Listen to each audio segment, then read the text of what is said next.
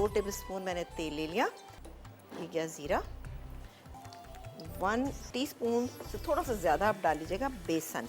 ये बेसन डाला है। बेसन किस लिए डाला है कि थोड़ा सा इसमें थिकनेस आ जाएगी। ज़रा सा और डालेंगे और भुना हुआ बेसन डलेगा तो बहुत ही अच्छा लगेगा। भुनिएगा ज़रूर वरना कच्चापन लगेगा, अच्छा नहीं लगेगा। ये मैं चने पूरे इसमें शामिल कर दूँगी विद पानी। ठीक है जी, वाह, एकदम से आपने देखा इसमें एक थिकनेस सी आना शुरू की। इमली का पल्प 2 टेबलस्पून। इसके अलावा हम डालेंगे इसमें चाट का मसाला। अभी थोड़ा सा मैं इसको थिक करूँ। हरी भी लाल मिर्च डाल देते हैं, थोड़ी सी ये डाल देते हैं इसके अंदर, सही है। और थोड़ा सा इसमें हरा धनिया भी ऐड कर देते हैं।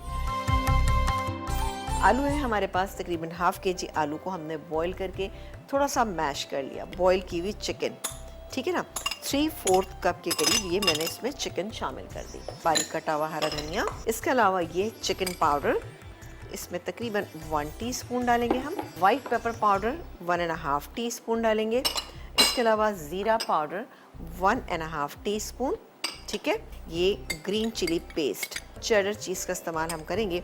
ये मेरे पास क्यूब फॉर्म में था। 2 टेबलस्पून हम मेयोनीज, ठीक है ना। नमक हम डालेंगे जायके के मुताबिक, तकरीबन इसमें 2 टीस्पून के करीब जाएगा। अच्छी तरह से हम इसको मिक्स कर लेते हैं।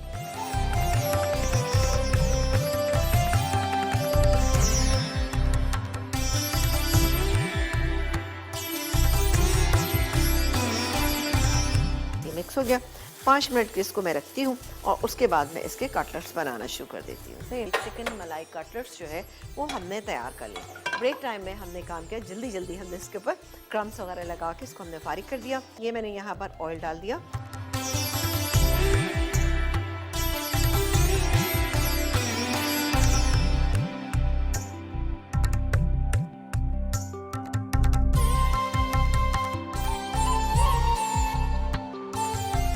कटलेट्स लेंगे जो मेरे पास यहाँ पे रखे हुए हैं।